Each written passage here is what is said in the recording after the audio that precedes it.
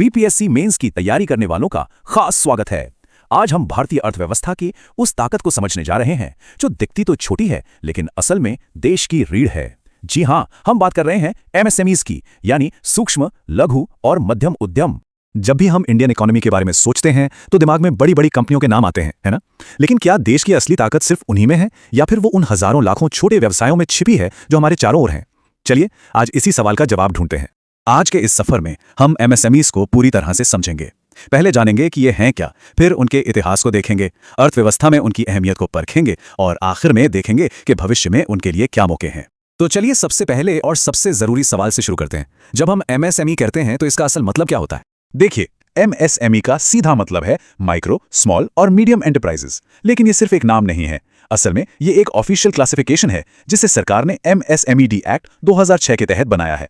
और ये वर्गीकरण दो चीजों पर आधारित होता है। पहला, उस बिजनेस में पैसा कितना लगा है यानी इन्वेस्टमेंट, और दूसरा, वो बिजनेस सालाना कितना कमाता है यानी टर्नओवर। अब इन नंबर्स को जरा ध्यान से देखिए क्योंकि ये हाल ही में केंद्रीय बजट 2025 में बदले गए हैं। अब एक माइक्रो या सूक्ष्म उद्यम वो है जिसका निवेश 2.5 करोड़ और टर्नओवर 10 करोड़ तक हो। स्मॉल या लघु के लिए ये लिमिट 25 करोड़ के निवेश और 100 करोड़ के टर्नओवर की है। और मीडियम यानी मध्यम उद्यमों के लिए निवेश की सीमा 125 करोड़ और टर्नओवर की सीमा 500 करोड़ रुपए है। ये आंकड़े परीक्षा के लिहाज से बहुत जरूरी हैं, इन्हें याद रखिएगा। अच्छा, किसी भी चीज को गहराई से समझने के लिए उसकी जड़ों तक जाना जरूरी होता है ना? तो चलिए थोड़ा वक्त में पीछे चलते हैं और देखते हैं कि भारत में एमएसएमईज का सफर कैसा रहा है। देखिए, भारत में एमएसएमईज की कहानी आजादी से भी पुरानी है। तब ये कुटीर उद्योगों और हस्तशिल्प के रूप में मौजूद थे। आजादी के बाद सरकार ने इन्हें आगे बढ़ाने के लिए सोचा। 1954 में एसआईडीओ यानी लघु उद्योग विकास संगठन बना। फिर 1999 में इनके लिए एक अलग मंत्रालय ही बना दिया गया और 2006 में आया वो ऐतिहासिक एमएसएमई एक्ट जिसने इन्हें एक मजबूत कानूनी पहचान और ढांचा दिया। तो ये एक बहुत लंबा और शानदार सफर रहा है। तो अब आते हैं इस पूरे विश्लेषण के दिल पर, सबसे जरूरी हिस्से पर। आखिर भारतीय अर्थव्यवस्था के लिए एमएसएमईज इतने जरूरी क्यों हैं? क्यों बार बार इन्हें इकोनॉमी की रीढ़ की हड्डी कहा जाता है? इसका सबसे बड़ा और सीधा जवाब है रोजगार। जी हां, खेती के बाद अगर कोई सेक्टर भारत में सबसे ज्यादा नौकरियां देता है तो वो एमएसएमईज ही हैं। और खास बात यह है कि ये उन छोटे शहरों और गांवों तक रोजगार पहुंचाते हैं जहां बड़ी बड़ी कंपनियां शायद कभी ना पहुंच पाएं।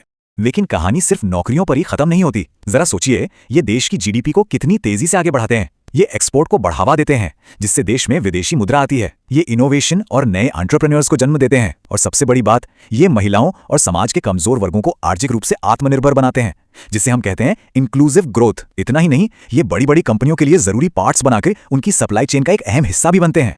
और ये बात इस एक लाइन में कितनी खूबसूरती से कही गई है ना, कि एमएसएमई सिर्फ बिजनेस नहीं है बल्कि ये देश के आर्थिक और सामाजिक विकास के असली इंजन है।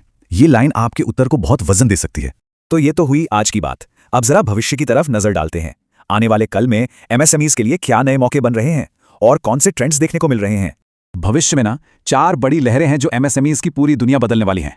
पहली है डिजिटल क्रांति, मतलब अब एक छोटा कारीगर भी अपना सामान ऑनलाइन बेच सकता है। दूसरी है सस्टेनेबिलिटी, यानी पर्यावरण का ध्यान रखने वाले प्रोडक्ट्स की बढ़ती डिमांड। तीसरी लहर है मेक इन इंडिया, जिसके तहत भारतीय एमएसएमईज अब दुनिया के लिए सामान बना रहे हैं। और चौथी, हम और आप जैसे कस्टमर्स की बदलती जरूरतें जिन्हें ये छोटे बिजनेस ज्यादा तेजी से पूरा कर सकते हैं। तो सवाल उठता है कि ये मौके हैं कहां? कौन से वो सेक्टर्स हैं जहां सबसे ज्यादा ग्रोथ देखने को मिलेगी? तो वो है मैन्युफैक्चरिंग जैसे कपड़ा या फूड प्रोसेसिंग, सर्विसेज जैसे आईटी और टूरिज्म, जाहिर है ई कॉमर्स, और हाँ, एग्री बिजनेस यानी खेती से जुड़े उद्योग। इन्हीं सेक्टर्स में अगला बड़ा उछाल आने वाला है। तो अंत में एक बड़ा सवाल छोड़ जाते हैं। आज जब बाजार और टेक्नोलॉजी इतनी तेजी से बदल रहे हैं तो क्या हमारे ये छोटे और मध्यम उद्यम आत्मनिर्भर भारत के सपने को सच में साकार कर पाएंगे? इस बदलते दौर में उनकी असली भूमिका क्या होगी? ये एक ऐसा सवाल है जिस पर हम सबको सोचने की जरूरत है।